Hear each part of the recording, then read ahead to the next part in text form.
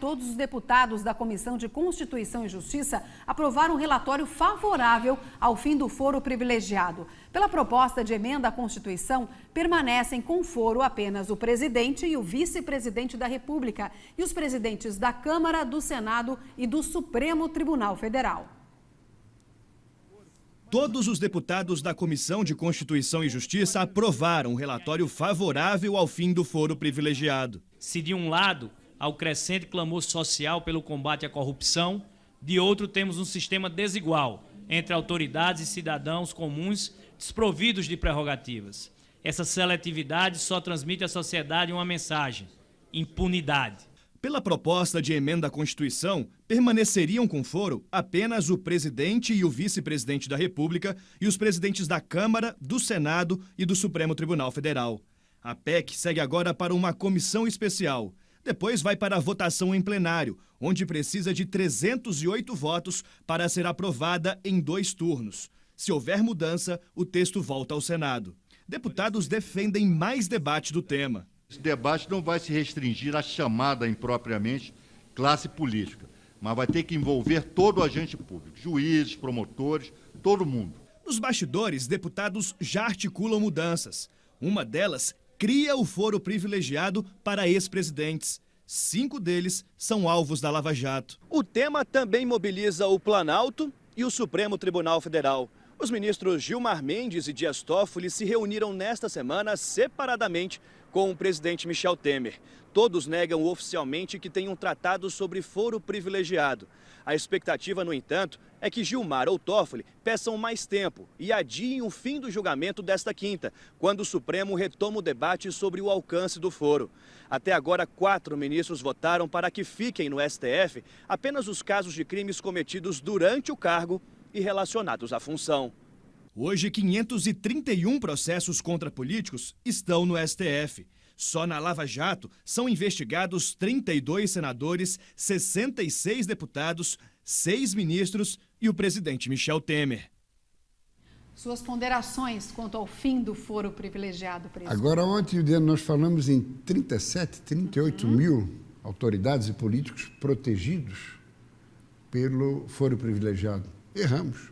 54 mil autoridades e políticos.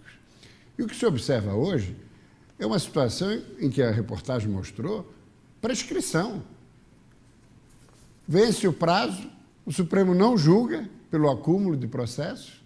Isso é lamentável, porque daí isso é o quê?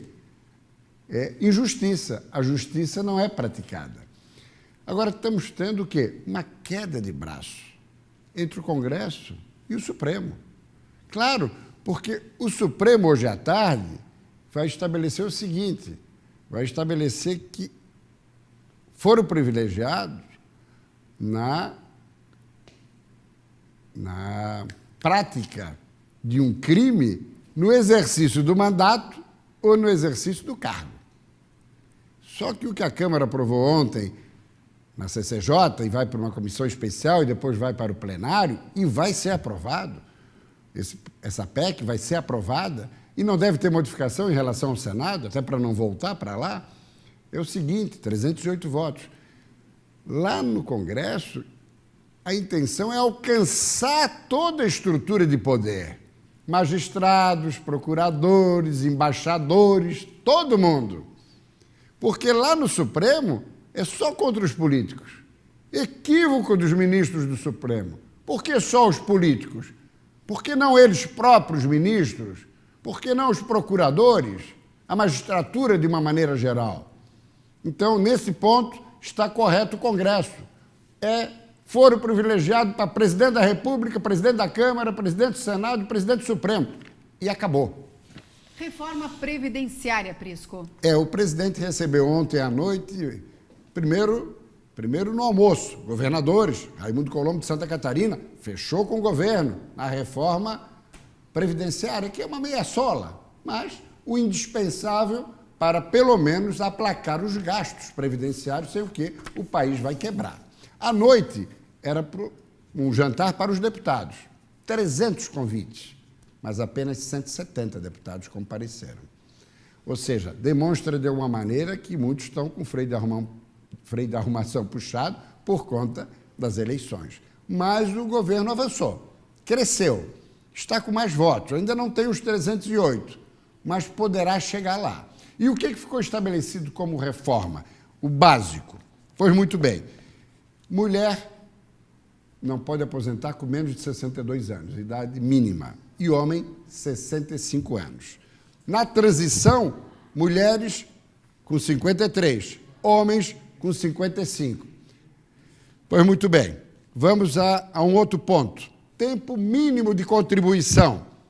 INSS, 15 anos. Serviço público, 25 anos. E também outro detalhe, para aposentar com integral, o cidadão vai ter que recolher e comparecer para receber o teto completo, vai ter que contribuir 40 anos. Agora, o mais fundamental de tudo, e para fechar, e o dia no seguinte, é que precisa ser aprovada uma aposentadoria única. Tem que acabar essa distinção, essa diferenciação de que no poder público o cidadão pode se aposentar por mais e na iniciativa privada por menos. Isso é injusto.